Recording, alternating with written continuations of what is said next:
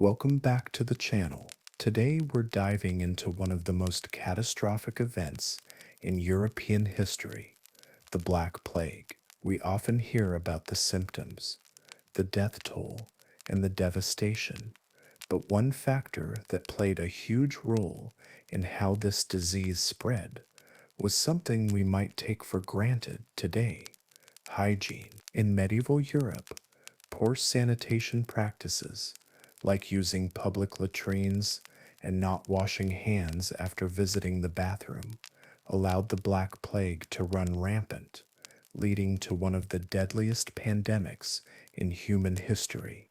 The Black Plague, also known as the Black Death, is one of the most infamous pandemics in human history, leaving an indelible mark on the European continent.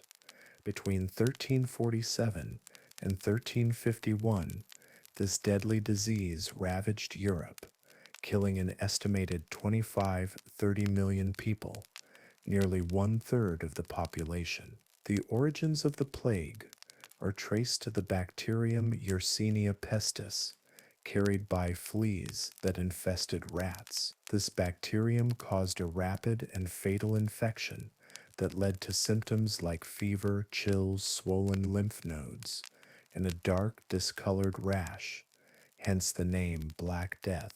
The Black Plague had devastating effects on the socio-political, economic, and cultural structures of Europe.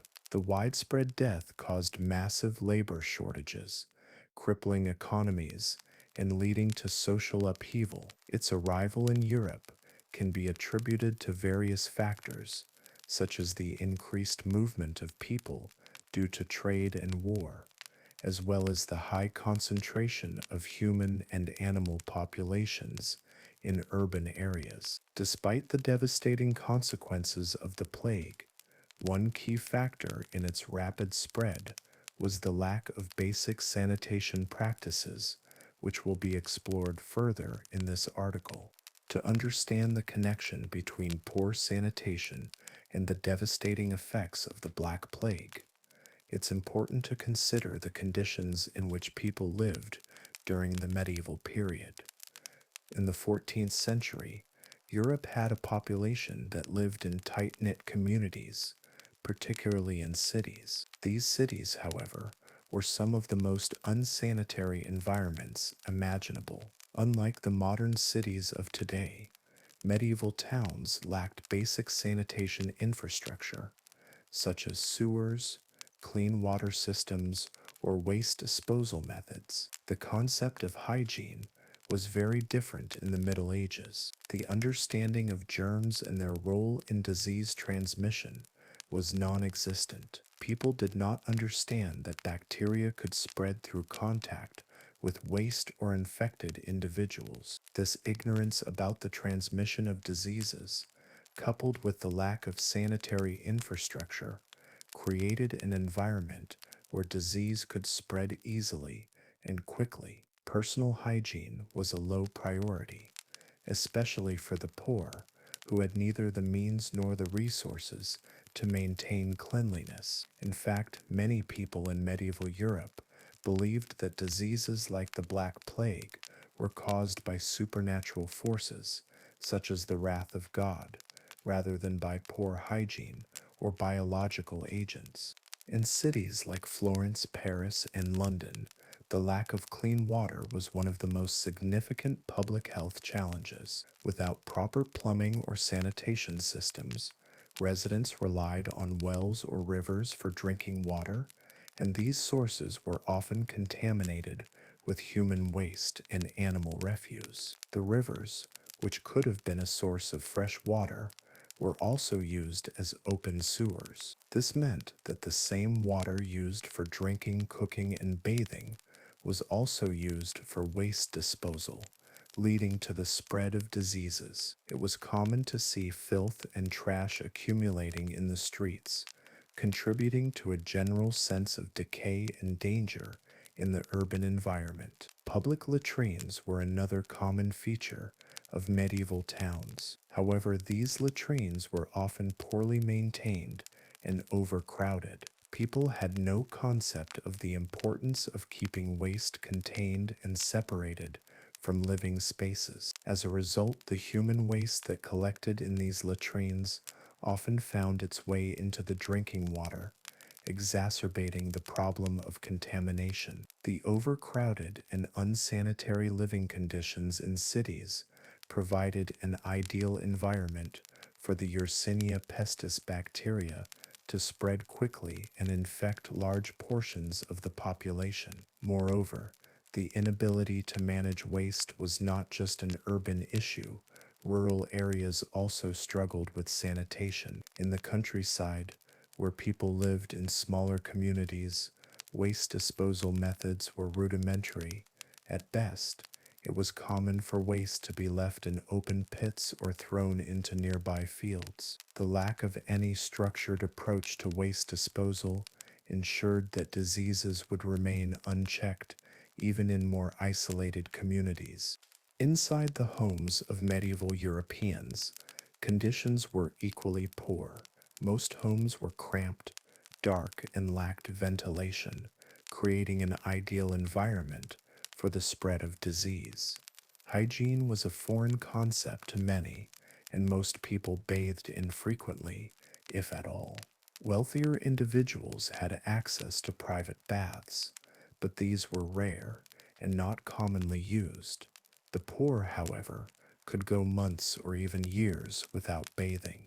In fact, many people believed that bathing could open the pores and expose them to diseases, so they avoided it. The lack of personal cleanliness, combined with the constant exposure to disease in the streets and public areas, ensured that disease spread rapidly. The homes were often shared with animals, which added to the filth. Pigs, chickens, and other animals were kept in close quarters with humans, and their waste was discarded in the same spaces where people lived, ate, and slept. This constant exposure to animal waste further increased the likelihood of disease transmission. The unsanitary living conditions, coupled with the overcrowding in cities, made it almost impossible for the population to escape the reach of the Black Plague. The relationship between poor sanitation and the rapid spread of the Black Plague is undeniable. The combination of contaminated water, open latrines, overcrowded living spaces, and poor personal hygiene created the perfect breeding ground for the plague. The Yersinia pestis bacterium, which causes the plague, was spread primarily by fleas that infested rats. Rats were common in medieval cities, and they thrived in the filth and clutter of urban environments. When the fleas bit infected rats, they became carriers of the disease. Once these infected fleas bit humans, the bacteria would enter the bloodstream and begin to wreak havoc. The Black Plague was particularly lethal because it spread so rapidly. Once a person became infected, the disease could progress very quickly, with death occurring within days. Because the population lived in such close quarters, it was easy for the plague to spread from one person to another. The unsanitary conditions that existed in homes, public spaces, and streets only accelerated the transmission of the disease. In addition to the direct transmission through fleas and rats, the lack of hygiene also contributed to secondary infections. In medieval Europe, people did not have access to antibiotics or modern medical care, so infections that would be treatable today were often fatal. Many individuals who contracted the plague developed secondary bacterial infections as a result of open sores, cuts, or even just the unsanitary living conditions they were subjected to. The sheer scale of the Black Plague's spread was due, in large part, to the lack of awareness about hygiene and disease transmission. Modern science had not yet established the connections between bacteria, sanitation, and health. Consequently, the people of medieval Europe continued to live in conditions that allowed diseases like the Black Plague to thrive, causing immense suffering and loss of life. The Black Plague serves as a stark reminder of how poor sanitation and hygiene practices can contribute to the spread of deadly diseases. The medieval period, marked by a lack of scientific understanding, offered no defense against the spread of infectious diseases, and the horrific effects of the plague highlighted the importance of cleanliness and waste management. Today we live in a much different world,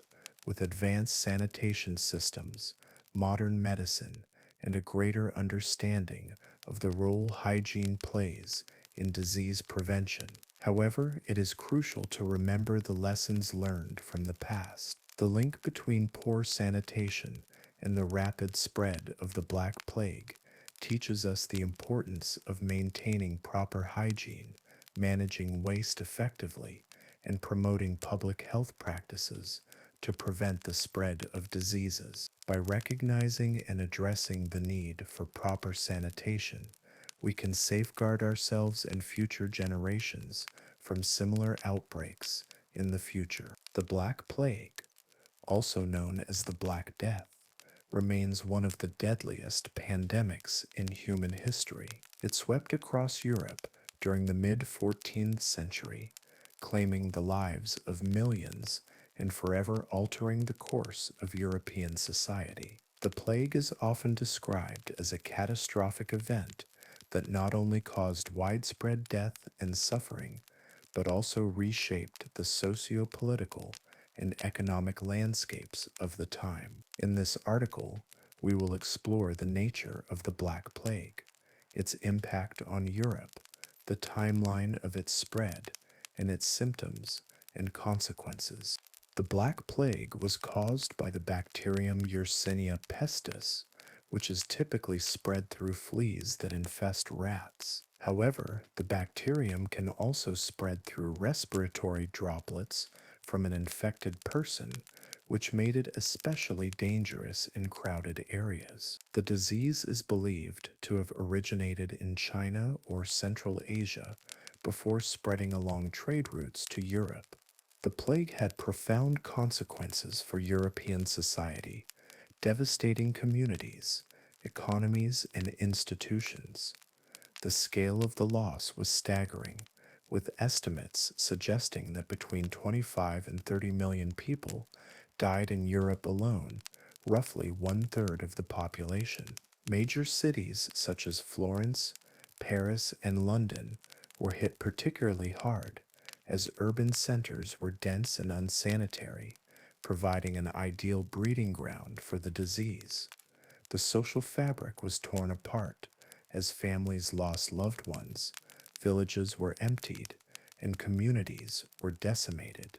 The social order collapsed in many places, and the labor shortages that followed the plague caused a shift in the feudal system, eventually leading to the rise of a more modern economy based on wage labor.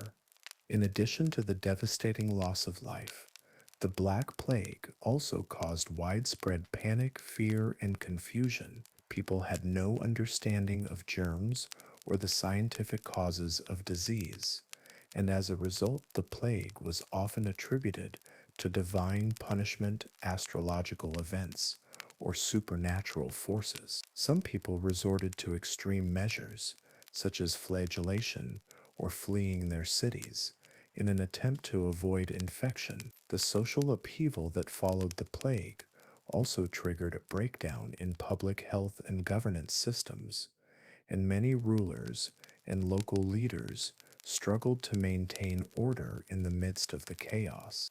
The Black Plague's long-term consequences were equally profound. In the aftermath of the disease, Europe saw a major shift in labor and economic structures. The massive death toll led to labor shortages, which in turn forced landowners to increase wages to attract workers. This shift marked the decline of feudalism and the rise of a more market-driven economy. Additionally, the shortage of clergy and religious leaders led to a weakening of the Church's influence over European society as people became disillusioned with religious explanations for the plague. Some turned to secular explanations, which contributed to the growing influence of science and rationalism in the centuries that followed.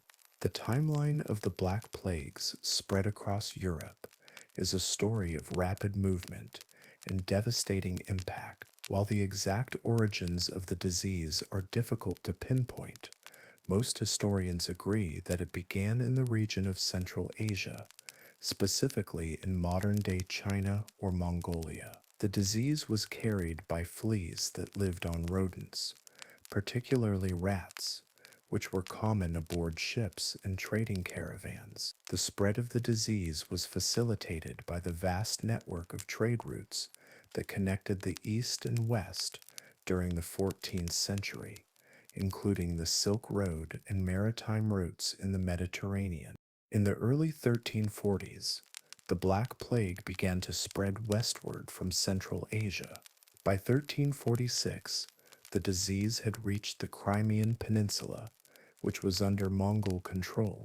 The port city of Kaffa, modern-day Feodosia in Ukraine, became a focal point for the outbreak. It is believed that the plague was spread by Genoese traders who had established a trading post in Kaffa. The Mongols, in an attempt to break the siege of the city, allegedly launched infected bodies over the city walls, thereby infecting the inhabitants with the disease. From Kaffa, the disease spread rapidly through the Mediterranean region, aided by the movement of merchant ships and the frequent contact between different cultures. By 1347, the disease had reached Constantinople, modern-day Istanbul, one of the most important cities in the Byzantine Empire. From there, it spread to other Mediterranean cities, including Alexandria, Venice, and Genoa. It wasn't long before the Black Plague began to ravage the cities of Western Europe. In 1348, the disease arrived in Sicily, Italy, and from there, it spread to mainland Italy, France, Spain, and Portugal. By the fall of 1348, the plague had reached France, where it would decimate large portions of the population. The disease continued its spread through Europe in the following years, devastating the population of England, Germany, and the Low Countries. The Black Plague's progress was swift, with some estimates suggesting that the entire process of the disease's spread from Asia to Europe took no more than 4 years. It moved along trade routes, both land and sea, and the spread was fueled by the movement of people, goods, and armies across Europe. The plague also moved quickly within cities, where overcrowded and unsanitary conditions provided the perfect environment for the disease to thrive. By 1351, the worst of the Black Plague was over, but the damage had already been done. The population of Europe had been decimated, and the social and economic fabric of many communities was irrevocably altered. In the years that followed, the plague would recur in periodic waves, but it never reached the scale of the initial outbreak. The symptoms of the Black Plague were horrifying and often fatal. The most common form of the disease was bubonic plague, which was characterized by the sudden onset of fever, chills, and weakness. Within a few days, painful swollen lymph nodes, known as buboes, would appear in the armpits, groin, or neck. These buboes would turn black and become very tender, and they often burst open, releasing pus and blood. In some cases, the buboes would become gangrenous, leading to the characteristic black discoloration of the skin, which is where the term Black Death originates. In addition to the bubonic form, the Black Plague could also take the form of pneumonic plague, which affected the lungs. Pneumonic plague was even more contagious than the bubonic form, as it could spread through the air via respiratory droplets. Symptoms of pneumonic plague included a high fever, cough, chest pain, and difficulty breathing. This form of the disease often led to death within 2 to 3 days of exposure. There was also a third form of the plague, septicemic plague, which affected the bloodstream. This form could cause symptoms such as vomiting, abdominal pain, and bleeding, and it was often fatal before the victim even showed visible signs of infection. The consequences of the Black Plague were not just physical, but also societal and psychological. In the wake of such widespread death, many people experienced deep psychological trauma. Fear and panic spread through Europe as people tried to protect themselves from the disease, often resorting to extreme measures, such as fleeing cities or engaging in self-flagellation in an attempt to atone for the perceived sins that had caused the plague. The loss of so many people, particularly among the working class and clergy, led to labor shortages and economic instability. Many businesses closed, and agricultural production plummeted, causing food shortages and inflation. The plague also had long-term consequences for the structure of society. The labor shortages caused by the deaths of so many workers led to a shift in the feudal system. Landowners had to offer higher wages to attract workers, which in turn gave peasants more bargaining power. This shift contributed to the decline of feudalism and the rise of a more market-based economy. The reduction in the power of the church also had significant implications for religious life in Europe, as the death of so many priests and religious leaders created a shortage of clergy, weakening the church's authority in many parts of Europe. The Black Plague's psychological toll was also significant, with many people experiencing a sense of hopelessness and despair. The notion of divine punishment for sin was widespread, and some believed that the plague was a manifestation of God's anger. The psychological trauma left a lasting impact on European culture, influencing art, literature, and religious thought in the centuries that followed. In conclusion, the Black Plague was a devastating event that reshaped Europe in profound ways. Its rapid spread, horrific symptoms, and long-lasting consequences transformed the continent socially, economically, and culturally. The plague served as a reminder of the fragility of human existence and the power of disease to shape the course of history. Medieval Europe, spanning roughly from the 5th to the late 15th century, was a time of significant social, cultural, and economic transformation. But it was also an era marked by astonishingly poor hygiene practices, the lack of understanding about germs, the absence of effective sanitation systems, and the general disregard for cleanliness, especially in public spaces, created conditions that allowed diseases like the Black Plague to spread uncontrollably. Exploring the sanitation practices of this period provides a fascinating, albeit grim, insight into how hygiene or the lack thereof contributed to public health crises. The contrast in hygiene practices between the wealthy and the poor is particularly telling of the social stratification that prevailed at the time. In the early medieval period, there was little to no concept of sanitation as we understand it today. The decline of the Roman Empire led to a collapse in many public health practices that had been in place during Roman times. The Romans, for example, had advanced systems of public baths, aqueducts that brought clean water into cities, and complex sewage systems that carried waste away from urban areas. The fall of the empire, however, brought an end to many of these systems, and the Western world plunged into an era where cities lacked even the most basic amenities. Instead of maintaining or improving on these Roman systems, many medieval cities lacked any real infrastructure for the management of waste, water, or general cleanliness. Sanitation practices in medieval Europe were rudimentary at best and often non existent. In the bustling medieval towns, streets were often filled with waste, both human and animal.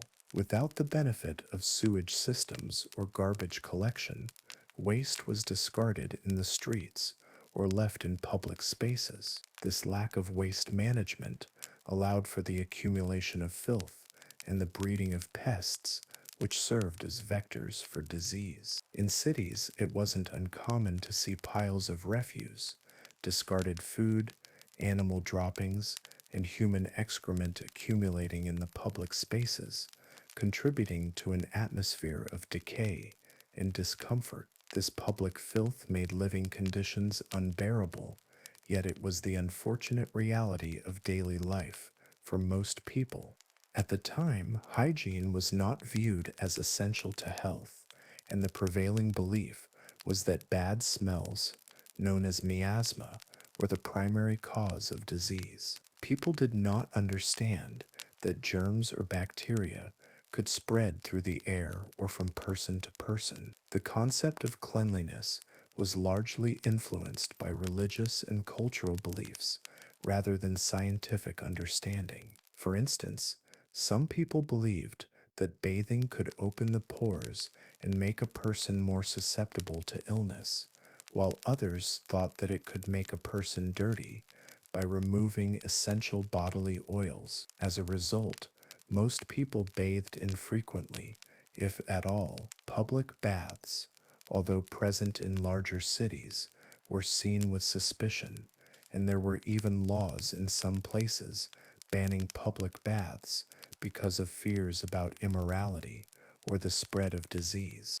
The lack of understanding about germs and hygiene led to practices that seem unimaginable by today's standards. For example, many medieval people were unaware that washing hands could prevent the spread of disease. It was common for people to handle food and touch their faces without ever washing their hands, and this lack of hygiene contributed to the spread of diseases such as cholera, dysentery, and the bubonic plague. In medieval towns, where rats and fleas were abundant, the bacteria that caused the plague could easily spread from one person to another. The unsanitary conditions, combined with the rapid movement of people and goods along trade routes, played a major role in the spread of the disease. During this time, the wealthy had access to certain amenities that were unavailable to the common people, though even their hygiene practices were still primitive by modern standards. Wealthy individuals often lived in large houses or castles, which were somewhat cleaner than the overcrowded homes of peasants, but they were by no means sanitary by modern standards. For example, castles typically had a designated area for waste, but this waste was often stored in a small chamber or cesspit near the home. These cesspits were not emptied regularly, and as a result, the smell of waste would often permeate the surrounding areas. The wealthy also had access to private baths, but these were few and far between. Bathing was an expensive and time-consuming activity, and only the richest could afford the luxury. While the wealthy did have access to personal hygiene rituals, it was not uncommon for them to go weeks or even months without bathing, as they too believed that bathing could expose them to illness.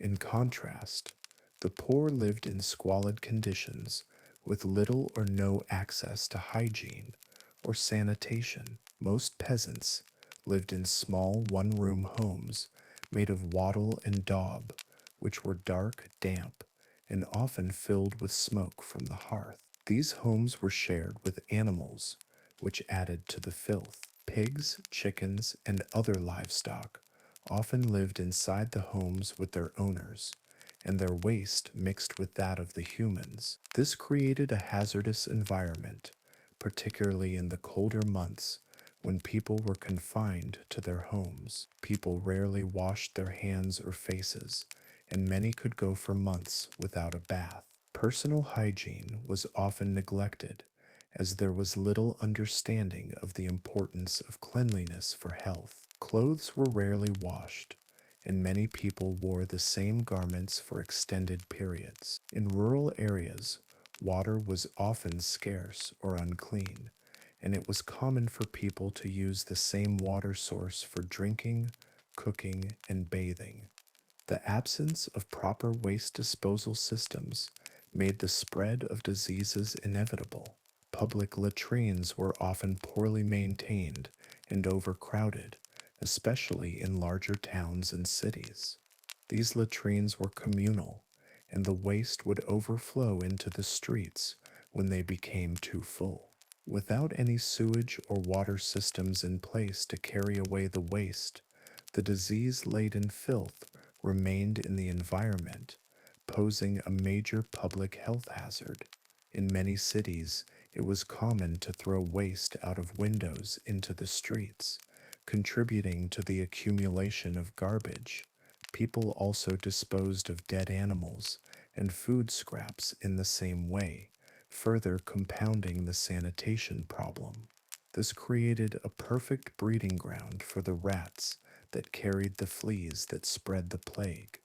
In addition to the lack of sanitation, another factor that contributed to the spread of disease was the poor understanding of how diseases spread. The medieval concept of disease was largely based on the theory of miasma, or bad air, which was believed to cause illness. People didn't understand that diseases like the plague could be transmitted through physical contact or through fleas carried by rats. Because people didn't know that hygiene could prevent the spread of disease, they continued their unclean practices, unknowingly perpetuating the very conditions that allowed illnesses to spread. In some cases, the lack of understanding led to even worse conditions, such as the widespread use of unsterilized medical instruments in an attempt to treat illnesses. Bloodletting and other medieval medical practices did little to help, and they often worsened the patient's conditions. Religious beliefs also played a role in hygiene practices. The church, a central institution in medieval life, did not promote cleanliness or personal hygiene. In fact, many religious leaders saw cleanliness as a sign of vanity or pride, and there was little emphasis on the importance of personal hygiene in church doctrine. Many people believed that illness was a punishment from God for sin, which contributed to a sense of helplessness and resignation. Instead of taking action to improve hygiene, many people turned to religious rituals, such as praying or making pilgrimages, in the hopes of curing or avoiding disease. These practices were often ineffective in preventing the spread of illness, and as a result, the diseases continued to ravage the population. The divide in hygiene practices between the wealthy and the poor highlights the social inequalities that existed during the medieval period.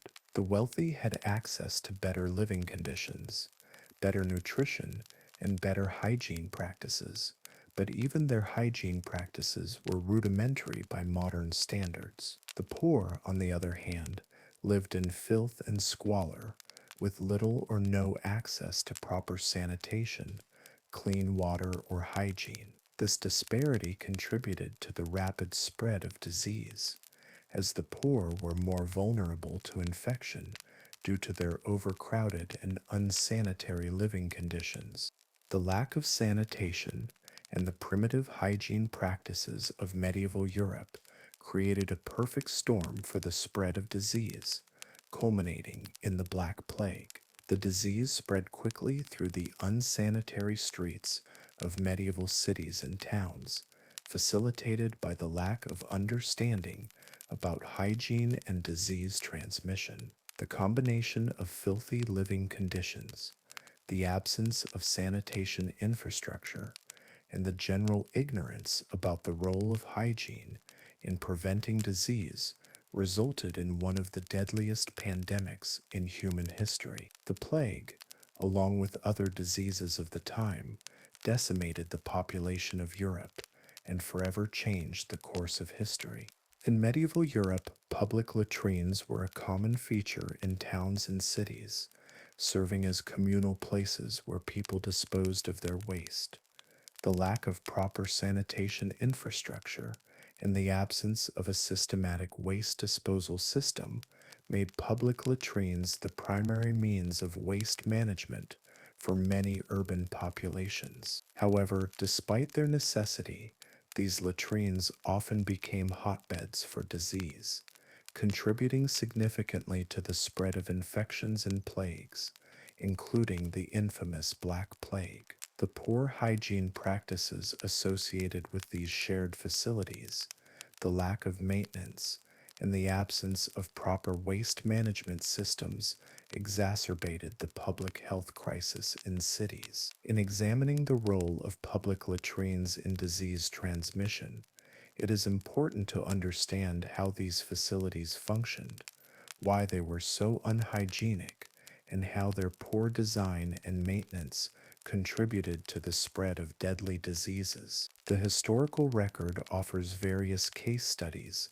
of cities with particularly unsanitary latrines, illustrating how the lack of effective sanitation directly impacted public health. Public latrines in medieval Europe were typically simple, rudimentary structures, often built near or even within the heart of cities. These facilities were intended to serve the needs of the growing urban populations who lacked private sewage systems or indoor plumbing. Many cities, particularly those with dense populations, such as London, Paris, and Florence, had public latrines that were often little more than holes or pits dug into the ground. The design of these latrines was far from hygienic. They were open to the air, often poorly maintained, and usually located in places where human and animal waste could easily spill over into streets or water sources. The latrines were often placed near rivers or water supplies, which further contaminated the water used for drinking, cooking, and bathing. The primary issue with these latrines was their shared nature. In an era with no understanding of the importance of sanitation, the practice of communal waste disposal created conditions ripe for the spread of disease. People would visit these latrines frequently, but without the knowledge of the risks posed by sharing such spaces, they unwittingly increased their chances of contracting infectious diseases. Because the latrines were communal, waste disposal was not controlled, and waste frequently overflowed or seeped into nearby water sources. The lack of any kind of filtration or separation of human waste from drinking water meant that diseases could spread rapidly through both the people who used the latrines and the wider population who relied on contaminated water. Another problem was the absence of any means of proper hygiene.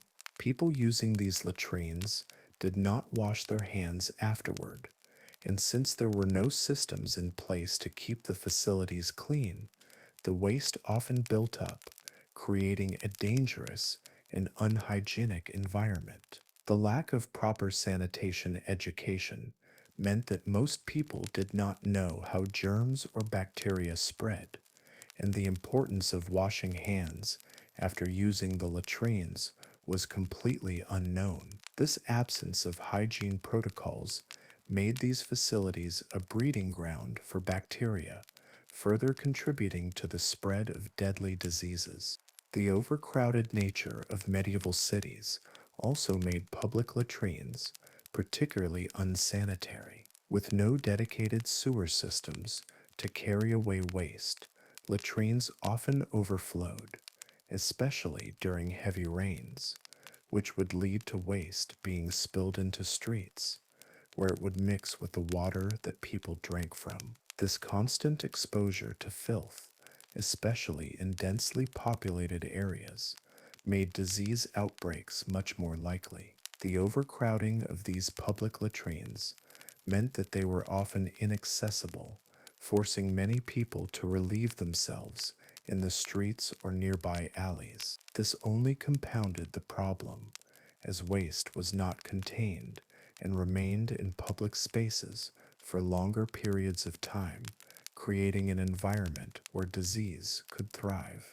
Some cities had more developed latrines that included rudimentary sewage systems, but these were few and far between. In larger cities like Paris and London, public latrines were often attached to marketplaces or close to other public buildings, meaning they were used by people of all social classes. Unfortunately, these latrines were often built with little regard for their maintenance or cleanliness, making them ideal places for the breeding of rats, fleas, and other pests that contributed to the spread of disease. These rats, which lived in and around the latrines, became hosts for the fleas that carried the Yersinia pestis bacteria, the pathogen responsible for the Black Plague. The lack of proper waste management, combined with the proliferation of rats and fleas, created an ideal environment for the disease to spread. While the public latrines in medieval cities were a necessary feature of urban life, they were, unfortunately, poorly designed and maintained, with little regard for hygiene or public health. The design of these latrines contributed significantly to the spread of disease, and their placement near water sources or in high traffic areas only worsened the situation. The failure to recognize the importance of separating waste from drinking water and food sources ensured that diseases like cholera, dysentery, and the plague could spread rapidly. It was not until the 19th and 20th centuries, with the advent of modern sanitation systems, that the connection between hygiene, waste disposal, and disease prevention became widely understood. Several cities in medieval Europe serve as stark examples of how public latrines contributed to the spread of disease. One such case is London, which by the 14th century was one of the largest cities in Europe. London had a significant problem with its public latrines. Many were located in crowded areas, close to rivers like the Thames, and were often neglected and poorly maintained. The waste from these latrines would frequently leak into the river, which served as the city's primary water source.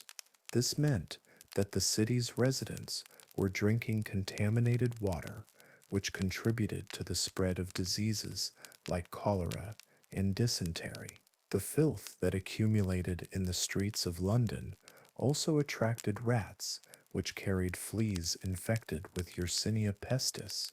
This further facilitated the spread of the plague, which hit London particularly hard in the 14th century. Another case study is Florence, which during the height of the Black Plague in the mid-14th century was a major trade center. The city's public latrines, like those of other medieval cities, were primitive and often located near water sources. Florence's latrines were often overcrowded, with waste spilling out into public areas, creating an environment ripe for the spread of disease. In particular, the constant movement of goods and people through Florence's bustling markets allowed diseases to spread rapidly. The city's lack of proper sewage systems and its reliance on overcrowded latrines contributed significantly to the spread of the plague, as rats and fleas carried the bacteria from one part of the city to another. Florence experienced a high death toll during the Black Plague, and it is believed that poor sanitation practices played a major role in the high mortality rate. Paris, the capital of France, also had problems with its public latrines. As the largest city in medieval Europe, Paris faced significant challenges in managing waste. The public latrines in Paris were often located in congested neighborhoods, and waste would frequently spill over into the streets, contaminating the air and water. The city's river, the Seine, was often used as a dumping ground for human waste, which made the water undrinkable and contributed to the spread of disease. The filth in Paris attracted rats and fleas, which further spread the plague. The city's sanitation problems were exacerbated by the frequent lack of maintenance of the latrines, which often became overflowing and unsanitary, creating ideal conditions for the transmission of deadly diseases. In addition to these case studies, it is important to recognize that public latrines were not only a problem in major cities, but were also present in smaller towns and rural areas. These facilities were often even less maintained than those in larger cities and were frequently used by entire communities. As with larger cities, waste from these latrines would seep into the ground or into nearby water sources, contributing to the contamination of food and drinking water. This lack of hygiene in smaller communities facilitated the spread of diseases like typhoid fever, dysentery, and the plague, and there was little understanding of how to manage waste in a way that would prevent these outbreaks. The role of public latrines in spreading disease during medieval times cannot be overstated. These shared facilities, which were common in urban centers, were poorly designed, overcrowded, and unhygienic. They provided a breeding ground for disease and played a significant role in the rapid spread of infections like cholera, dysentery, and the Black Plague. The lack of sanitation infrastructure, the absence of hygiene practices like hand washing, and the failure to separate human waste from drinking water allowed diseases to flourish in cities across Europe. By examining case studies of cities like London, Florence, and Paris, we can see the devastating impact of poor sanitation on public health and understand how these cities became hotspots for the spread of deadly diseases. It was only much later, with the advent of modern sanitation systems, that the link between hygiene, waste management, and disease prevention was fully understood. In medieval Europe, one of the most significant factors that contributed to the rapid spread of disease was the absence of basic hygiene practices, particularly the lack of understanding about the importance of washing hands. In a time before the discovery of germs and bacteria, the connection between hygiene and health was largely ignored. People were unaware that simple actions, such as washing hands after handling waste or before eating, could prevent the transmission of harmful microorganisms. This cultural ignorance, combined with the rudimentary sanitation practices of the time, created a perfect storm for the spread of diseases, including the Black Plague. By failing to wash their hands, people unknowingly facilitated the spread of bacteria, which contributed to the severity and speed of the plague's transmission. This article explores the cultural ignorance of hand washing, how handling waste without washing hands exacerbated the spread of bacteria, and the impact this had on the transmission of the plague. In medieval Europe, personal hygiene was not seen as an essential aspect of health. There was little understanding of the role that bacteria and germs played in disease transmission. The concept of hygiene was limited to bathing and occasionally washing one's face or hands, but these practices were not widespread or regarded as crucial. Public health was a matter of great ignorance, and even the idea that cleanliness could prevent illness was not widely accepted. In fact, Many people in the 14th century believed that illness was caused by imbalances in the body's humors, bad air known as miasma, or divine punishment for sin, rather than by invisible microorganisms. This cultural ignorance extended to hand washing, and as a result, it was not a common practice. People did not understand that germs could be transferred from one surface to another by touching, especially after handling waste or coming into contact with contaminated surfaces.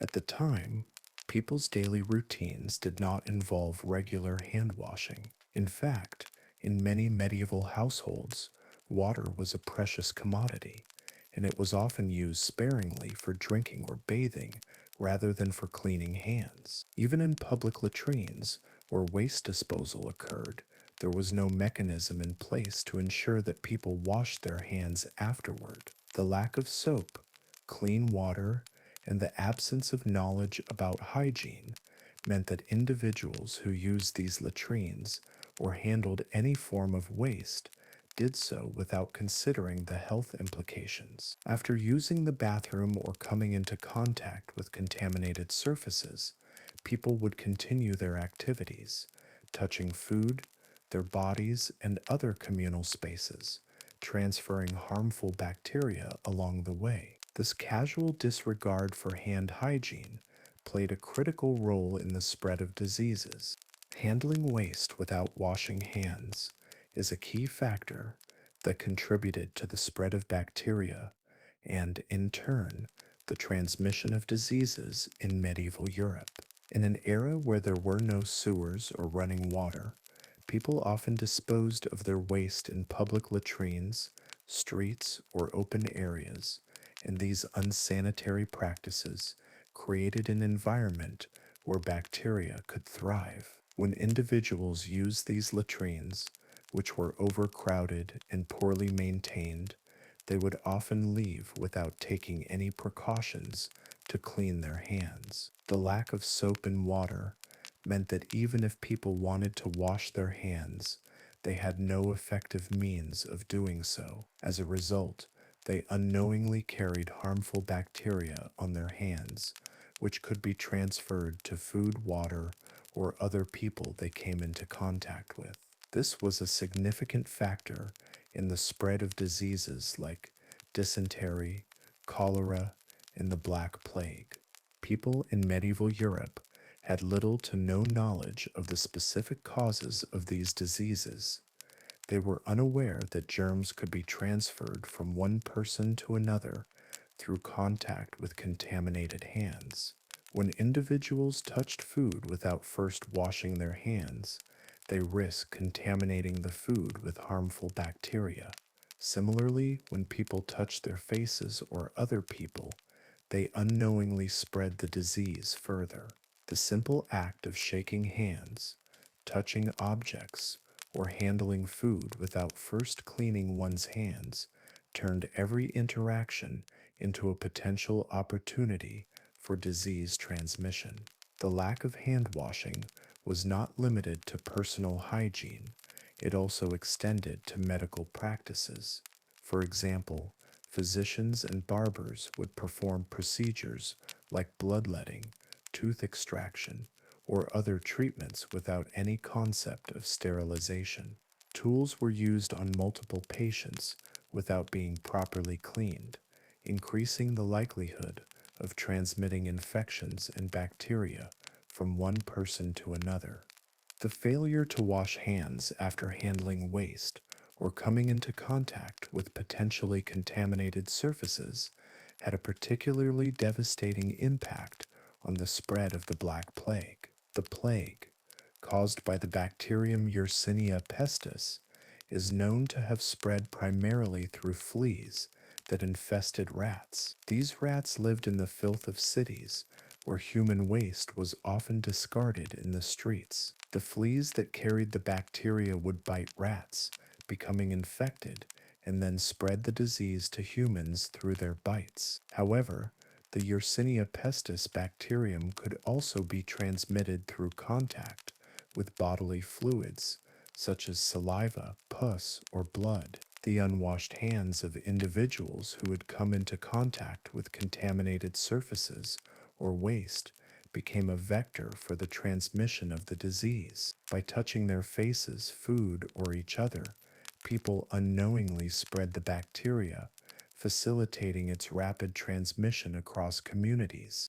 In addition to direct contact, the unsanitary conditions created by the lack of hand washing also led to the contamination of food and water sources. In many cities, public wells were often located near latrines, meaning that the water used for drinking, cooking, and bathing was frequently contaminated with human waste. As people handled food with unwashed hands, they contaminated the food with harmful bacteria, which would then be ingested by others, leading to further outbreaks of disease. The contamination of water supplies and food sources significantly amplified the spread of the plague, especially in urban areas where people lived in close quarters. The social and economic impact of this poor hygiene was catastrophic. The Black Plague, in particular, decimated the population of Europe, killing an estimated one-third of the population between 1347 and 1351. The disease spread rapidly through cities and towns, claiming the lives of millions. While the lack of hand washing was not the sole cause of the plague, it played a critical role in the rapid transmission of the disease. The absence of basic hygiene practices, combined with overcrowded and unsanitary living conditions, created an environment in which diseases could spread unchecked. The spread of the plague also had a profound impact on society. As millions died, social structures began to collapse. Entire families and villages were wiped out, leaving behind a social and economic void. Labor shortages resulted in an economic downturn as farms and industries struggled to find workers. The church, which had previously been a central institution in medieval life, found its influence diminished as people questioned the role of religion in the spread of disease. The Black Plague marked a turning point in European history, leading to changes in medical practices, sanitation, and public health. In the aftermath of the Black Plague, there was a growing awareness of the importance of cleanliness and hygiene, although it would take centuries for scientific understanding to catch up with the reality of disease transmission. The concept of germs and bacteria would not be fully understood until the 19th century, when scientists like Louis Pasteur and Robert Koch made groundbreaking discoveries about the role of microorganisms in disease. However, the devastation caused by the plague led to some changes in hygiene practices, particularly in medical settings, where more attention was given to cleanliness and sterilization. Despite these advancements, the failure to wash hands after handling waste or coming into contact with contaminated surfaces during the medieval period left a lasting legacy of death and suffering. The simple act of washing hands, something that is second nature to us today, was a practice that could have prevented much of the devastation caused by the plague.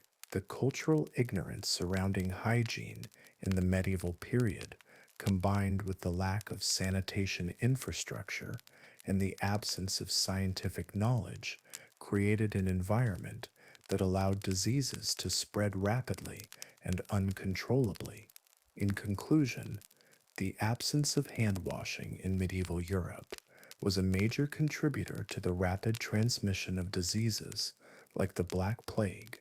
People's failure to wash their hands after handling waste or coming into contact with contaminated surfaces facilitated the spread of harmful bacteria and pathogens. The lack of basic hygiene practices, coupled with overcrowded and unsanitary living conditions, made it easy for diseases to spread from person to person.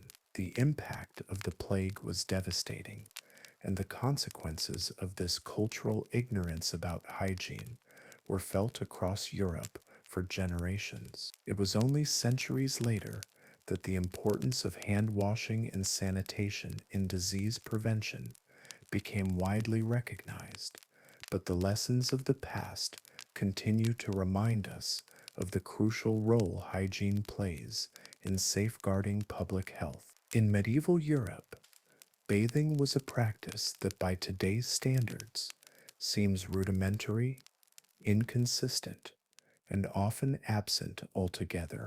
While bathing was not unheard of, it was certainly not as commonplace or as integral to personal hygiene as it is in modern times. The medieval mindset surrounding hygiene and cleanliness was shaped by misconceptions and myths that led many to believe that bathing could, in fact, lead to illness rather than prevent it. Over time, these beliefs influence societal practices and medical approaches to health, which contributed to the spread of diseases, including the notorious Black Plague. To understand how bathing practices in medieval Europe, or the lack thereof, played a significant role in public health, we must explore the infrequency of bathing, the cultural beliefs that discouraged regular bathing, and the direct relationship between these practices and the spread of deadly diseases.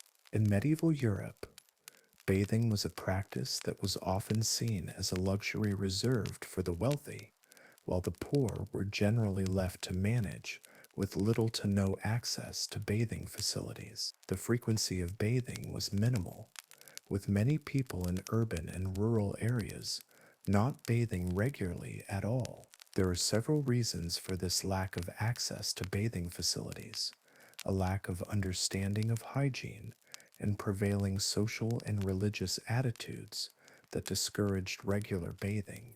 The reasons behind the infrequency of bathing in the medieval period are multifaceted. First, during the early Middle Ages, many of the public baths that had been common in Roman times fell into disrepair, and there was little infrastructure to support large-scale bathing practices. In cities, the wealthy might have had access to private baths or bathhouses, but these were not widespread, and bathing was not seen as essential to personal hygiene. For the common people, water was often seen as a resource for drinking, cooking, or agriculture, but not for personal cleanliness. Public bathhouses did exist in some larger cities, but their use was inconsistent. Furthermore, the absence of clean running water and effective waste disposal systems made communal bathing facilities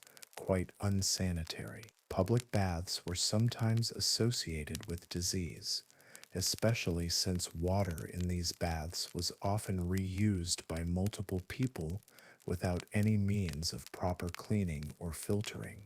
The infrequency of bathing was compounded by the pervasive belief that bathing could cause harm.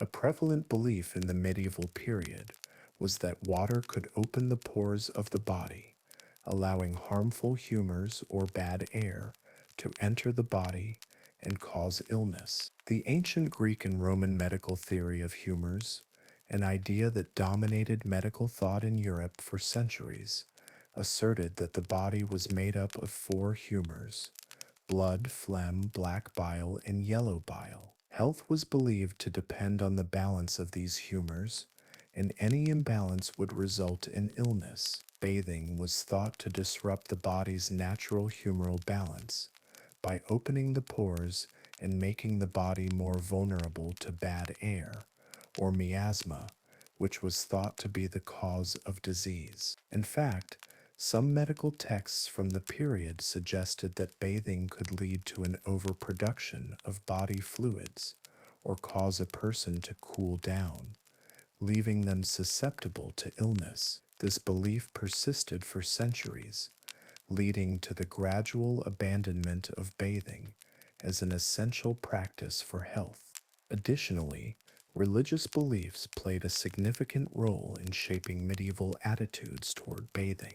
The Church, which wielded enormous power in medieval Europe, often associated bathing with immorality or indulgence. Many religious leaders believed that bathing was a form of vanity and that the body should not be excessively cared for, as it was viewed as a temporary vessel for the soul. As Christianity spread across Europe, the notion of self mortification and humility became central to religious practice. Bathing was sometimes seen as an act of indulgence or self pleasure that went against the values of asceticism. Monasteries, which were hubs of religious activity, rarely had bathhouses, and monks were often discouraged from bathing as part of their commitment to spiritual cleanliness. In many cases, people believed that physical cleanliness was not as important as spiritual cleanliness, and that good health and purity of soul came through prayer, penance, and fasting rather than regular physical care. This attitude had a lasting impact on societal hygiene practices and contributed to the general neglect of personal cleanliness. As the belief in the harmful effects of bathing spread, it became increasingly rare for people to bathe regularly. For much of the medieval period, people would wash their faces and hands, but bathing the entire body was not common practice. In many parts of Europe, people would change their undergarments regularly, but rarely washed their full bodies. In some cases, the poor would bathe only once or twice a year, while wealthier individuals, who had access to private baths or public bathhouses, might bathe more often, but still not regularly. Even among the wealthiest classes, it was not uncommon for a person to go months without bathing, as bathing was seen as a chore, not a necessity. In general, the medieval idea of personal cleanliness revolved around changing clothes, covering up bad smells with perfumes or oils, and occasionally washing the face and hands. The lack of regular bathing practices had profound consequences for hygiene, public health, and the spread of disease. One of the most significant impacts of poor hygiene practices was the rapid transmission of diseases like the Black Plague. The plague, which struck Europe between 1347 and 1351, was caused by the bacterium Yersinia pestis, which was primarily spread through fleas that infested rats. The widespread lack of sanitation, combined with the absence of personal hygiene practices like bathing, created ideal conditions for the plague to spread. Public spaces, where waste was often thrown into the streets, became breeding grounds for rats and fleas. People lived in cramped, unsanitary conditions, and their bodies became hosts to fleas, lice, and other parasites that contributed to the spread of disease.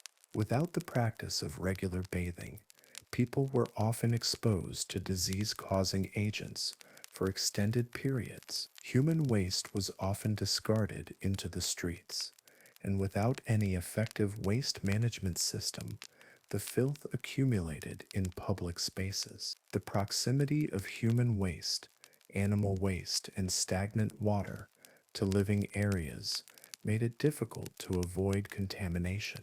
These conditions were especially dangerous for people who were already vulnerable to illness, such as the elderly, children, and those with weakened immune systems. The lack of personal hygiene meant that individuals did not wash their hands after handling waste, and thus they unknowingly carried bacteria from one surface to another, spreading disease throughout communities. The Black Plague, which killed an estimated one-third of Europe's population, is a clear example of how poor hygiene contributed to the spread of infectious diseases. The plague spread rapidly through Europe, because of the lack of hygiene practices like bathing and the absence of effective sanitation infrastructure. As people lived in close quarters, with little access to clean water or waste disposal systems, diseases like the plague could easily jump from one person to another. The belief that bathing was harmful only worsened the situation, as people were reluctant to engage in even basic hygiene practices, such as washing their bodies or hands regularly. The infrequency of bathing, combined with other poor sanitation practices, allowed the plague to spread quickly and efficiently. The relationship between bathing habits and the spread of disease extended beyond the Black Plague. Other diseases, such as cholera, dysentery, and typhoid fever, were common in medieval Europe and often resulted from poor hygiene and sanitation. Without access to clean water or proper waste disposal systems, these diseases were easily transmitted through contaminated food, water, and living environments. The absence of bathing and hand washing after using public latrines or handling waste increased the likelihood of bacteria spreading from person to person. Diseases that could have been prevented through simple hygiene measures were allowed to spread, claiming millions of lives over the centuries. It was only after the devastating effects of the plague and other pandemics that attitudes toward hygiene began to change. Over time, advancements in medical science, the development of modern sanitation systems, and increased awareness of the role that cleanliness plays in disease prevention led to the adoption of better hygiene practices. Today, we understand the importance of regular bathing and hand washing in preventing the spread of diseases. However, the medieval period, with its myth-based aversion to bathing, serves as a stark reminder of how cultural beliefs can shape public health practices and contribute to the spread of deadly diseases.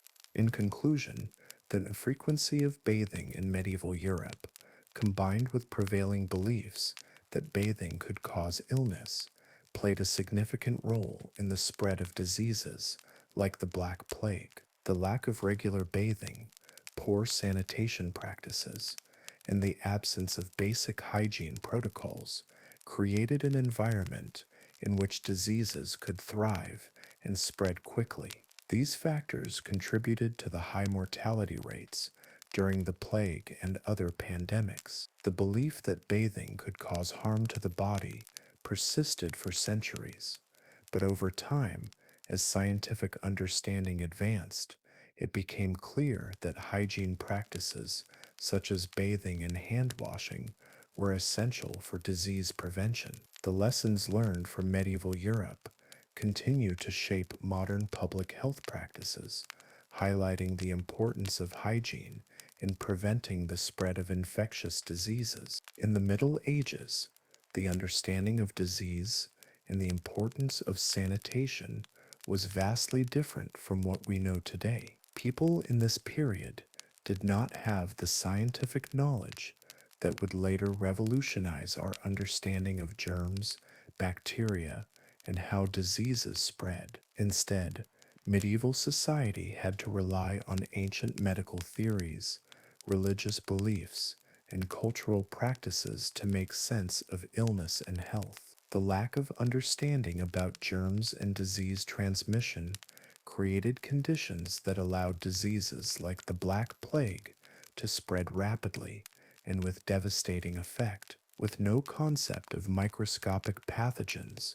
or the idea that disease could be transmitted through contact or the air, the people of medieval Europe were ill prepared to confront the massive outbreaks of plague, cholera, dysentery, and other infectious diseases that plagued the continent. This ignorance about disease transmission contributed directly to the catastrophic death toll of the Black Plague and other pandemics, amplifying their impact.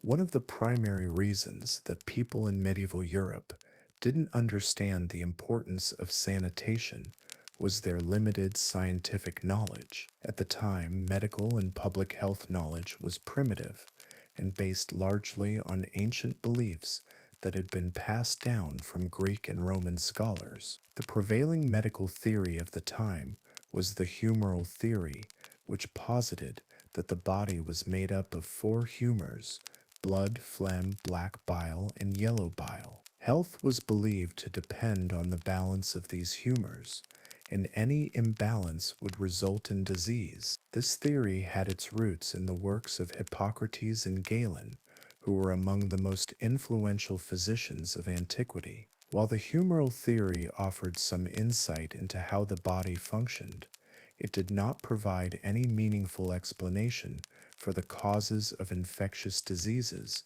or the role that bacteria and germs play in human illness.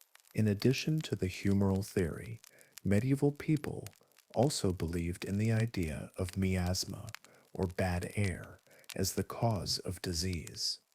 Miasma was thought to emanate from decaying matter, such as rotting food or human waste, and was believed to infect people through the air. This theory was widespread and deeply entrenched in medieval society. The idea that diseases were caused by foul air meant that the focus was on trying to avoid bad smells rather than addressing sanitation or hygiene. People in medieval Europe believed that certain environments, like unsanitary latrines or overflowing cesspits, were dangerous because of the miasma they produced. However, the idea of miasma as a cause for disease was not rooted in any understanding of microbiology or the transmission of pathogens. It was, instead, a conceptual framework based on observable conditions, but without any real grasp of the underlying mechanisms of disease transmission. Another contributing factor to the lack of understanding about disease transmission was the religious and spiritual views that dominated medieval thought. In medieval Europe, the church played a central role in people's lives, influencing everything from social norms to medical practices. The church's teachings about illness and health were often intertwined with religious interpretations, which led to a view of disease as a divine punishment or test of faith. In the case of the Black Plague, many people believed that the disease was a punishment from God for sin, and as a result, medical treatments were often secondary to religious rites. People sought salvation through prayer, flagellation, and pilgrimages, believing that repentance would be the way to prevent or cure the disease. The idea that disease could be caused by invisible organisms, or that it could spread through human contact, was not only foreign to medieval people, but also contrary to their deeply held beliefs about illness being a manifestation of divine will.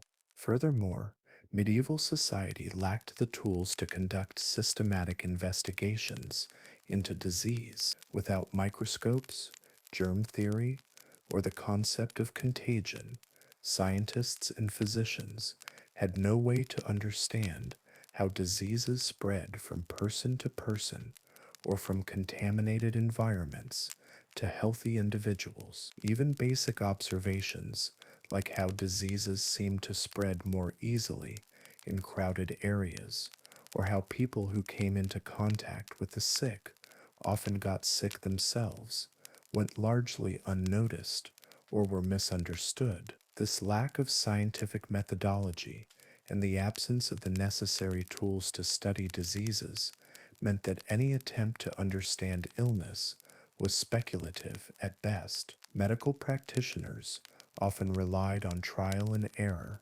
superstition, and religious guidance, which were ineffective in combating the spread of disease.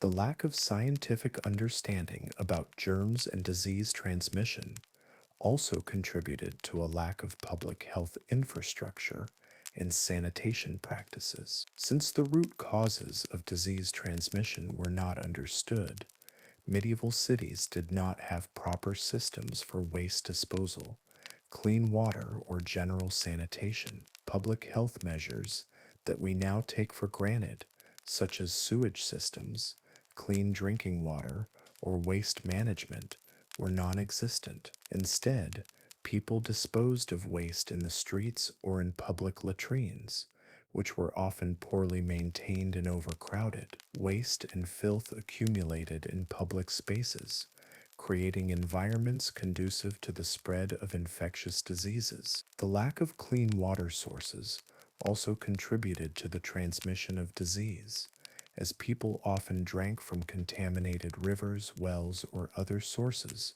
without realizing the risks involved. In addition to the absence of sanitation infrastructure, medieval people did not understand the importance of personal hygiene. Bathing was infrequent, and there was little understanding of how germs could be transmitted through contaminated hands or surfaces. Public latrines, shared by many people, were unsanitary and provided a breeding ground for bacteria and parasites. People who used these latrines often did not wash their hands afterward, further spreading harmful microorganisms to food, water, and other people. Similarly, medical treatments were often ineffective or harmful. In the absence of sterile techniques or understanding of bacterial infection, physicians sometimes performed procedures like bloodletting or surgery without any consideration for hygiene, which contributed to the spread of disease. The absence of knowledge about germs and the mechanisms of disease transmission had a profound impact on the spread of the Black Plague. The disease caused by the bacterium Yersinia pestis was primarily transmitted by fleas that infested rats. The bacteria could be spread from rats to humans through flea bites, and in some cases, the disease could also be transmitted through direct contact with infected bodily fluids or sores. However, medieval people did not understand this mode of transmission. In fact, they were unaware that the fleas, which lived in the filth of the cities, were carrying the bacteria. The unsanitary living conditions, the lack of understanding of how diseases spread, and the overcrowding of medieval towns made it easy for the plague to spread quickly from person to person. Infected individuals often interacted with others without realizing they were contagious, and the absence of quarantine measures allowed the disease to spread unchecked. The belief that bad air miasma was the cause of disease led people to focus on avoiding foul smells rather than taking steps to isolate the sick or prevent contact with infected individuals. In addition, people who came into contact with the sick or who used contaminated public latrines did not take proper precautions as they had no knowledge of how germs spread. The combination of overcrowded living conditions, a lack of hygiene practices, and ignorance about disease transmission created the ideal environment for the plague to spread rapidly across Europe. The Black Plague's rapid transmission can also be attributed to the fact that there were no effective treatments available at the time. With no knowledge of antibiotics, vaccines, or even basic infection control, medieval physicians were powerless to stop the disease from spreading. Many of the treatments they employed, such as bloodletting or using leeches, were ineffective and sometimes harmful. As the plague spread, it decimated entire communities, causing widespread panic and fear. The lack of understanding of disease transmission left people helpless in the face of the epidemic, and their attempts to protect themselves, such as fleeing cities or engaging in extreme religious rituals, were largely ineffective. In conclusion, the lack of understanding about germs and disease transmission in medieval Europe contributed directly to the rapid spread of the Black Plague and other infectious diseases.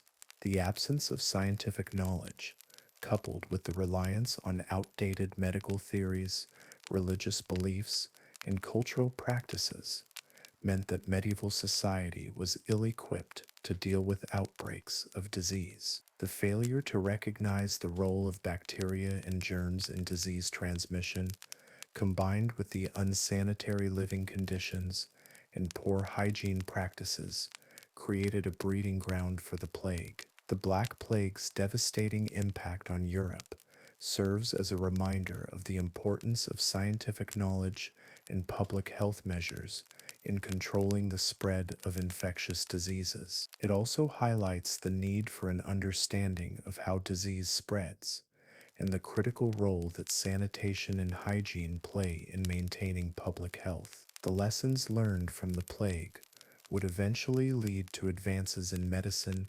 hygiene, and sanitation, but at the time, the lack of knowledge about disease transmission contributed to the catastrophic loss of life. The Black Plague, which devastated Europe in the mid 14th century, not only caused an unimaginable loss of life, but also had profound social and economic consequences. At the heart of these consequences was the widespread and systemic problem of poor sanitation, which contributed to the rapid spread of the disease. Sanitation practices in medieval Europe were rudimentary at best, and this lack of effective waste disposal and hygiene management worsened the transmission of diseases like the plague. The social and economic impacts of the Black Plague were far-reaching and affected all classes, but in very different ways. While the disease killed millions and brought immense suffering,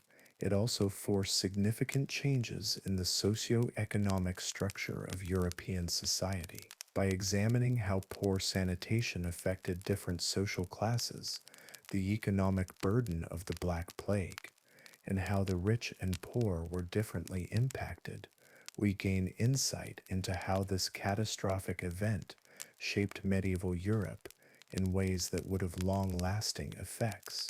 Poor sanitation in medieval Europe was one of the primary reasons for the spread of the Black Plague and other infectious diseases. Most medieval cities lacked effective waste management systems. People lived in overcrowded conditions with no sewers or proper sewage systems. Human waste was often discarded into the streets, which became cesspools of filth and disease. Public latrines, if they existed at all, were overcrowded, unsanitary, and rarely maintained. Without the knowledge of germs or how disease spread, sanitation practices were largely ineffective. This unsanitary environment created the perfect breeding grounds for bacteria and pests, particularly rats and fleas, which were responsible for the spread of the plague. The lack of sanitation meant that public health was largely ignored, and diseases like the Black Plague could easily spread from one person to another, accelerating the death toll. The poor sanitation that contributed to the rapid spread of disease had a major impact on all social classes in medieval Europe, but the consequences were felt differently by the rich and poor. For the lower classes, who were already living in difficult and unsanitary conditions, the plague brought even more suffering. Most peasants and laborers lived in small, overcrowded homes, often sharing space with animals. Their homes were usually built with cheap materials like wattle and daub, which offered little protection from the elements. These cramped, poorly ventilated homes were filled with waste and filth, and there was little to no access to clean water or sanitation facilities. As a result, poor people were more vulnerable to diseases like the Black Plague, which spread quickly through unsanitary conditions. The lack of personal hygiene and access to clean water exacerbated the problem, as people were unable to wash their hands or bodies after handling waste or coming into contact with infected surfaces. For the poor, the economic burden of the Black Plague was particularly severe. The working class, which relied on physical labor to earn a living, was hit hardest by the loss of life caused by the plague. With so many laborers and peasants dying, agricultural production plummeted, and the economic output of many towns and villages was significantly reduced. The feudal system, which was the dominant economic structure of the time, relied heavily on peasants working the land for their lords. With a large portion of the peasant population wiped out by the plague, landowners were left with fewer workers to tend to their fields. This shortage of labor caused food production to fall drastically, leading to food shortages and rising prices. The economic strain on the lower classes was further exacerbated by the fact that many families lost their primary breadwinners to the disease. The death of so many workers meant that entire households were left without a source of income, forcing many to live in poverty or depend on charity. The Black Plague also had a significant impact on the urban poor. Cities like London, Florence, and Paris were already overcrowded and unsanitary before the plague hit. When the disease spread to these urban centers, it spread rapidly, affecting the poorest sections of society the most, the working class population in cities, many of whom lived in poorly constructed buildings with little access to clean water, was hit hardest by the plague. With entire neighborhoods decimated by the disease, the social fabric of cities was torn apart. The lack of effective sanitation systems, combined with overcrowding, made urban areas fertile ground for the spread of the plague, which decimated the poor in particular. As a result, many urban workers died, leading to a labor shortage that affected trade and industry.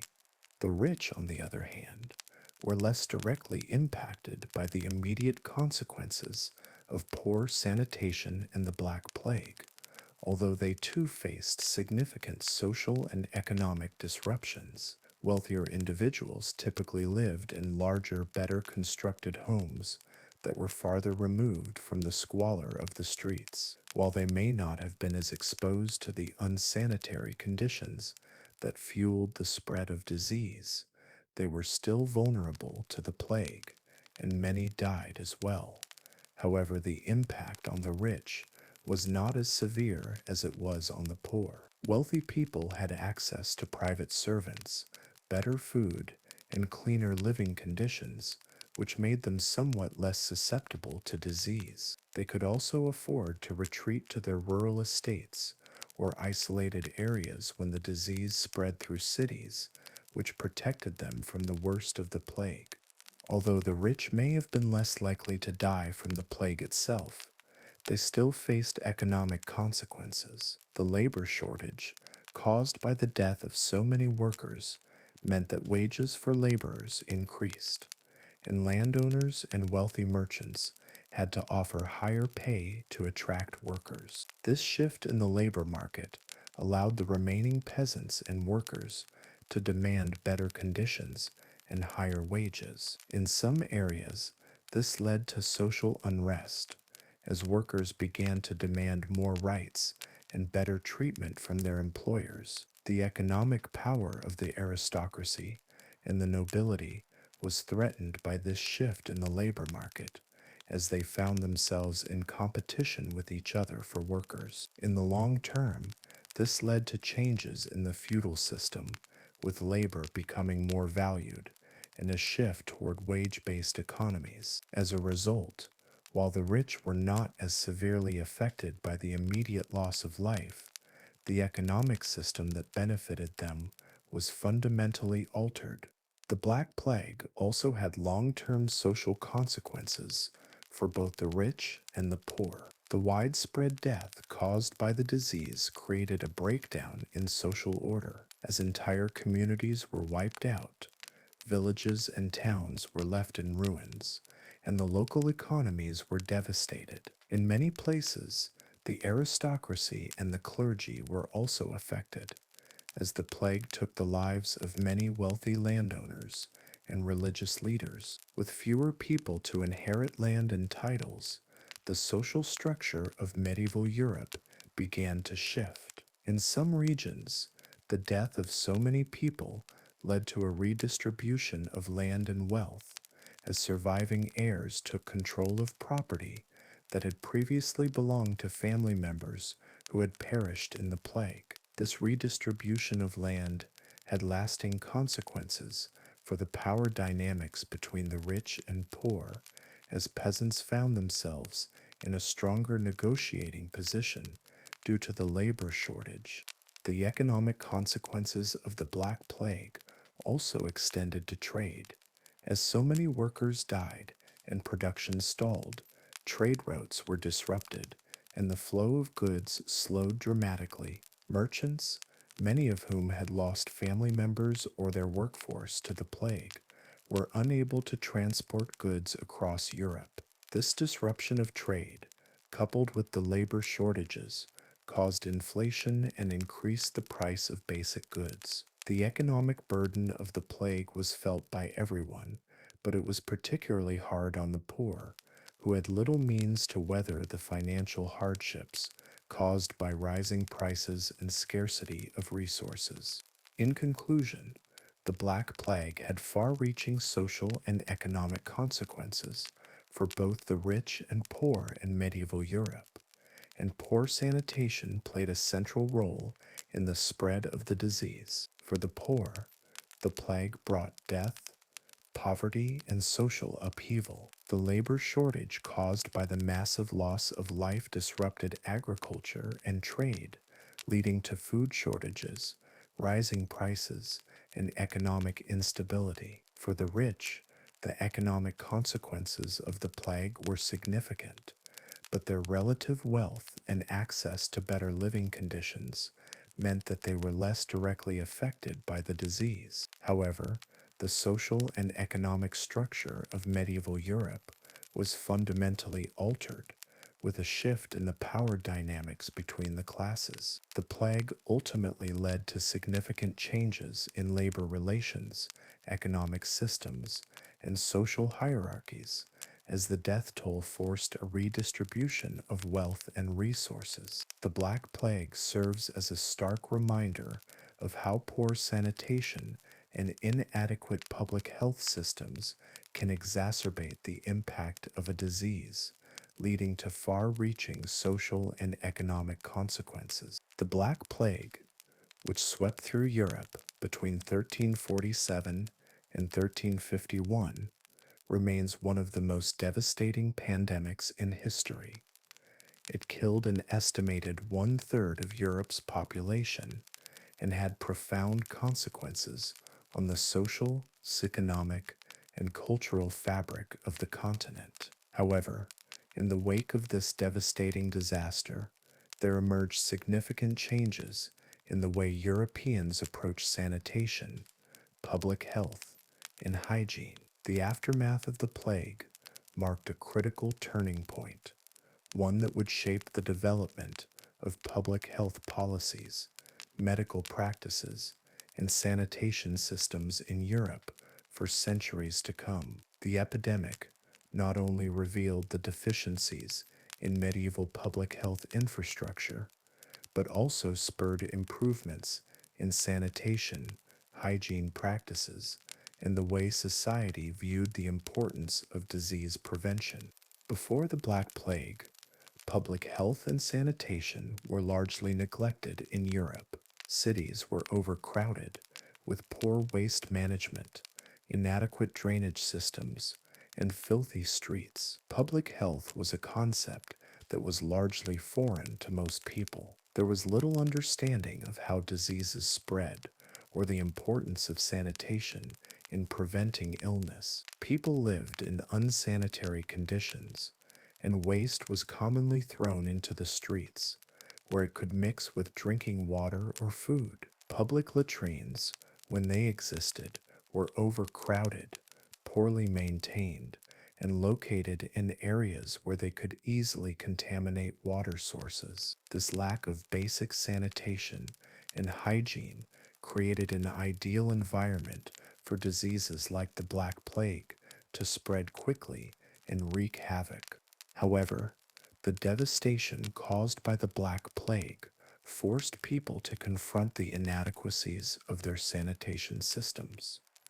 With the population decimated and entire cities reduced to ghost towns, there was an urgent need to address the root causes of disease transmission. The Black Plague acted as a wake-up call that highlighted the critical importance of public health infrastructure. In the aftermath, there was a concerted effort to improve sanitation practices, which began to take shape in the form of regulations, the development of better waste management systems, and a broader recognition of the need for cleanliness in everyday life. One of the most significant developments in the aftermath of the plague was the increased focus on improving public sanitation. In the wake of the epidemic, the idea of quarantine became a central component of disease control. Cities and towns began to recognize the need to isolate the sick and prevent the movement of infected individuals. Quarantine measures were first implemented in Venice in 1377, where ships arriving from plague-stricken areas were required to remain anchored offshore for 40 days to ensure that no one on board was carrying the disease. This practice, known as the quarantining of ships, marked a significant step toward public health regulation, as it recognized that the movement of people and goods contributed to the spread of infectious diseases. In addition to quarantine measures, the plague also led to the development of more formalized waste management systems in cities. For example, in London, the construction of the first rudimentary sewer system was initiated, and in some areas, drainage systems were improved to prevent the accumulation of waste in the streets. While these early systems were far from perfect, they represented a major step forward in the development of public infrastructure. The importance of keeping water supplies clean and separating waste from living areas became a growing priority. As cities expanded and populations grew, the need for more sophisticated and hygienic waste management systems became increasingly clear. Moreover, the Black Plague led to changes in how people viewed personal hygiene. Although bathing was not common before the plague, the aftermath of the epidemic saw a shift in attitudes toward cleanliness. While the idea of bathing as a regular practice was still not widely accepted, people began to understand the importance of washing their hands and faces more frequently. Soap, which had been used sparingly before the plague, began to gain more widespread use. The idea that cleanliness could prevent disease began to take hold in society, although it would take centuries before scientific understanding of germs and bacteria fully informed hygiene practices. This shift in attitudes toward personal hygiene, combined with improvements in public sanitation, set the stage for the development of more comprehensive public health systems in the centuries that followed. In addition to these changes in sanitation and hygiene, the Black Plague's aftermath also spurred the development of early forms of public health legislation. Governments and municipal authorities began to recognize the importance of regulating public health to prevent future outbreaks of disease. For example, in some cities, regulations were enacted that required the cleaning of streets, the removal of waste, and the proper disposal of dead bodies. The idea that public health was a shared responsibility began to gain ground, and there was a growing recognition of the need for government intervention to ensure the health and safety of the population. The long-term effects of the Black Plague on Europe's approach to health and hygiene were profound. The plague had exposed the vulnerabilities in medieval society's medical knowledge and public health systems. In response, there was a shift toward a more structured approach to managing disease. Although the understanding of germs and bacteria was still centuries away, the plague helped lay the foundation for the eventual development of modern medicine and public health practices. The focus on cleanliness, sanitation, and disease prevention that emerged in the wake of the plague would have lasting effects on the evolution of public health in Europe. In the centuries following the Black Plague, improvements in sanitation continued, although they were slow. During the Renaissance, public health became an increasingly important focus of governments and municipal authorities. By the 16th and 17th centuries, cities like Florence and Venice had made significant strides in improving waste management systems and regulating public health. The development of more sophisticated sewage systems and the widespread use of public fountains to provide clean water were some of the early advancements in public health infrastructure. The idea that disease could be controlled through sanitation and hygiene became increasingly entrenched, and the foundations of modern public health were slowly being laid. The impact of the Black Plague on Europe's approach to health and hygiene was not just limited to sanitation and public health infrastructure. It also had a profound impact on the field of medicine. The plague highlighted the limitations of medieval medical knowledge and practices, many of which were based on outdated theories of humors and miasma. The failure of traditional medical treatments to stop the spread of the plague led to a growing interest in scientific inquiry and the search for more effective treatments. While the germ theory of disease would not be fully developed until the 19th century, the plague spurred early efforts to understand the relationship between pathogens and disease. As medical knowledge advanced in the centuries following the plague, the emphasis on sanitation, hygiene, and disease prevention became central tenets of medical practice. Furthermore, the aftermath of the plague had a significant impact on Europe's social and cultural fabric. The massive loss of life caused by the epidemic led to a shift in societal values, with people beginning to question traditional authority and the role of religion in health and healing. The church, which had previously been a dominant force in healthcare, lost some of its influence in the wake of the plague, as the church was unable to provide adequate explanations for the epidemic or effective solutions to combat it. People turned to other sources of knowledge, including secular medical practitioners. This shift in authority contributed to the development of a more scientific and evidence-based approach to healthcare. The social impact of the plague also led to changes in public attitudes toward health and hygiene. As the death toll mounted, people began to recognize the importance of self-preservation and took steps to protect their own health. Personal hygiene became more closely linked to social status, and people of all classes began to take more care in maintaining cleanliness. Although bathing remained infrequent for some time, the general awareness of cleanliness and its role in preventing disease gradually spread across Europe. The emphasis on hygiene as a means of disease prevention became increasingly ingrained in European society, laying the groundwork for the modern understanding of public health.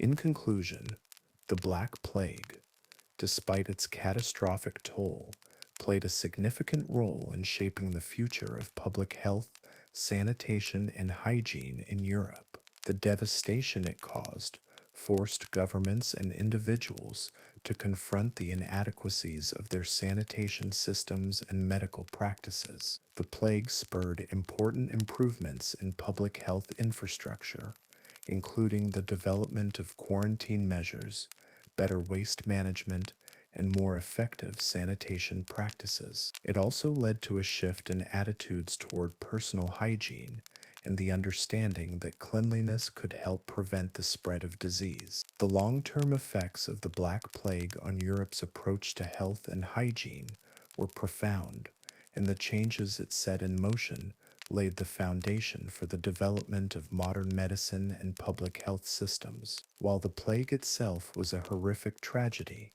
it also acted as a turning point, transforming how Europeans viewed the importance of sanitation and public health, ultimately shaping the future of public health in ways that continue to influence our society today. The catastrophic impact of the Black Plague in medieval Europe offers modern society critical lessons on the importance of sanitation and public health. In the 14th century, Europe was hit by one of the deadliest pandemics in human history, wiping out an estimated one-third of the population. The plague's devastating spread was significantly exacerbated by poor sanitation, overcrowded living conditions, and the lack of understanding about hygiene, which allowed disease to spread uncontrollably. Modern society, despite its advancements in medicine and public health,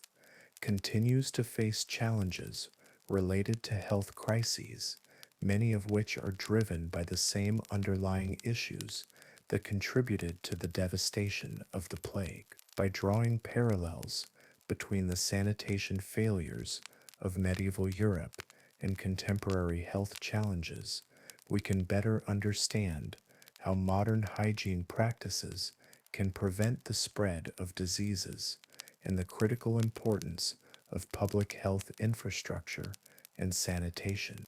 In medieval Europe, sanitation was non-existent or rudimentary at best.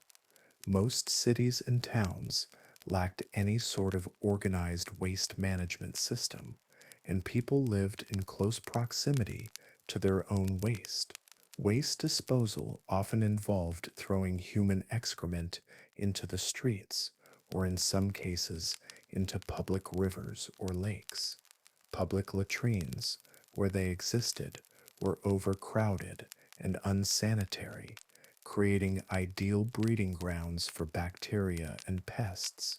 The lack of knowledge about germs and disease transmission meant that people did not recognize the importance of washing their hands, maintaining clean living environments, or separating waste from water sources. This ignorance of basic sanitation led to the rapid spread of disease, including the Black Plague, which killed millions across Europe. The lack of infrastructure, combined with overcrowding, poor hygiene practices, and the absence of knowledge about disease transmission, allowed pathogens to thrive and spread unchecked. In drawing parallels between the sanitation failures of medieval Europe and modern-day health crises, it becomes evident that many of the challenges we face today are not dissimilar. Overcrowded and unsanitary living conditions remain a serious issue in many parts of the world, particularly in developing countries. Poor sanitation, limited access to clean water, and inadequate waste management systems continue to be significant factors in the spread of diseases like cholera, dysentery, and typhoid fever. These diseases, much like the plague in the Middle Ages, thrive in environments where hygiene practices are neglected and where people are forced to live in conditions that expose them to contaminated water and waste. The global COVID-19 pandemic also highlighted the importance of public health infrastructure and sanitation in preventing the spread of infectious diseases. While our understanding of disease transmission has evolved considerably since the Middle Ages, the fundamental need for clean living environments and effective sanitation systems remains as urgent as ever. One of the key lessons that modern society can learn from the failures of medieval sanitation is the critical importance of hygiene practices in preventing the spread of disease. In the Middle Ages, people were largely unaware of the link between hygiene and disease. Today, however, we understand that diseases like cholera, influenza, and COVID-19 can be transmitted through contaminated hands, surfaces, or water. Regular hand washing, for instance, has become one of the most fundamental and effective measures in preventing the transmission of disease. The COVID-19 pandemic underscored the importance of hand hygiene, with public health campaigns encouraging people to wash their hands frequently with soap and water, particularly after touching potentially contaminated surfaces or before eating. The simplicity and effectiveness of hand washing in reducing the spread of infectious diseases is a direct reflection of lessons learned from history. In addition to hand hygiene, modern societies must also maintain clean water sources and invest in effective waste management systems. The lack of clean water and the improper disposal of waste were major contributors to the spread of diseases in the medieval period. Today, access to clean drinking water is a fundamental part of modern public health infrastructure. Without clean water, diseases like cholera and dysentery can spread rapidly, particularly in areas with inadequate sanitation. As populations continue to grow and urbanize, it is crucial that modern societies prioritize water treatment and sanitation infrastructure to prevent the reemergence of waterborne diseases. Waste management remains a critical aspect of public health in the 21st century, particularly in rapidly growing urban centers. Properly managing human waste and ensuring that sewage systems are functioning are key to preventing the spread of infectious diseases.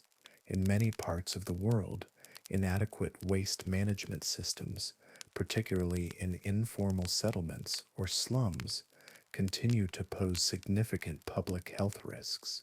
Poor sanitation in these areas can lead to the contamination of drinking water, creating a perfect environment for disease outbreaks. The lessons from the past show that neglecting waste management can have devastating consequences for public health, and that ensuring effective sanitation systems are in place is vital for the well-being of entire populations. Beyond the basics of hand hygiene and waste management, modern society can also learn from the broader public health strategies that emerged after the Black Plague. The development of quarantine measures, for example, was a direct response to the need to control the spread of infectious diseases.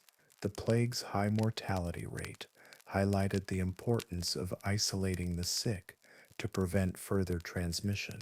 Quarantine measures, while primitive at the time, represented an early attempt to curb the spread of disease by limiting the movement of infected individuals. Today, quarantine and isolation remain essential tools in managing contagious diseases, as evidenced by their use during the COVID-19 pandemic. The modern concept of social distancing and the implementation of travel restrictions are direct descendants of the quarantine practices first used during the Black Plague. Additionally, the Black Plague led to a growing awareness of the need for public health legislation and government intervention to address health crises. In the aftermath of the plague, European governments began to recognize the importance of regulating public health and creating laws to manage disease outbreaks. These early public health regulations laid the groundwork for the modern public health systems we rely on today. The establishment of health departments, disease control organizations, and emergency response protocols can be traced back to the lessons learned from pandemics like the Black Plague. The COVID-19 pandemic demonstrated the importance of swift government action, including the establishment of public health measures such as contact tracing, lockdowns, and mass vaccination campaigns to control the spread of the virus. Modern society's approach to preventing the spread of disease also benefits from advancements in medical science and technology. In the Middle Ages, the cause of disease was often misunderstood, and treatments were based on theories that were far from effective. Today, our understanding of the role of pathogens in causing disease has led to the development of vaccines, antibiotics, and other medical interventions that have saved millions of lives.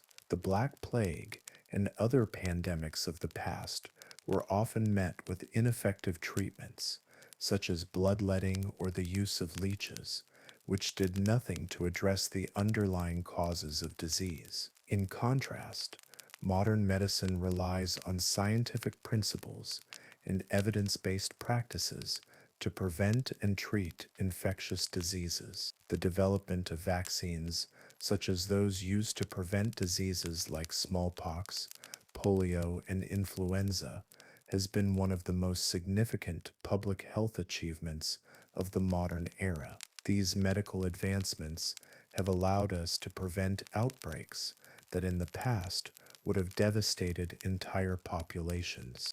The Black Plague also demonstrates the social and economic consequences of poor sanitation and public health. The medieval period witnessed widespread fear, social breakdown, and economic hardship due to the plague's rapid spread. The loss of life in both rural and urban areas led to labor shortages, economic stagnation, and social upheaval. The economic burden of disease was particularly severe for the poor, who often lacked access to proper medical care or the means to protect themselves from infection. Today, we can see similar economic impacts in the wake of health crises, particularly in developing countries where access to health care is limited. The COVID-19 pandemic, for example, led to significant economic disruptions, particularly in industries reliant on physical labor and international trade. The lessons learned from the plague show that health crises have far-reaching consequences, not only in terms of the immediate loss of life, but also in the long-term economic and social ramifications. One of the key lessons from the Black Plague is the importance of preparedness and resilience in public health systems. The medieval response to the plague was largely reactive, and the lack of infrastructure and medical knowledge meant that the disease spread rapidly before any effective interventions could be implemented. In contrast, modern public health systems, while not without their flaws, are better equipped to respond to health crises. The COVID-19 pandemic, despite its devastating impact, saw the rapid development of vaccines, diagnostic tests, and treatment protocols that were not available during past pandemics. The lessons from the plague underscore the need for continued investment in public health infrastructure, medical research, and global cooperation to ensure that we are prepared for future health challenges. In conclusion, the Black Plague and its aftermath offer invaluable lessons for modern society. The similarities between medieval sanitation failures and contemporary health crises highlight the ongoing need for improvements in public health infrastructure, sanitation, and hygiene practices. The lessons learned from the plague's devastating spread emphasize the importance of personal hygiene, waste management, and government intervention in managing disease. As modern society continues to face health challenges, from emerging infectious diseases to the ongoing fight against antibiotic resistance, the lessons of the past serve as a reminder of the critical importance of public health and sanitation in preventing the spread of disease and safeguarding global health. By learning from history, we can build more resilient, equitable, and effective public health systems that can protect future generations from the devastating effects of disease.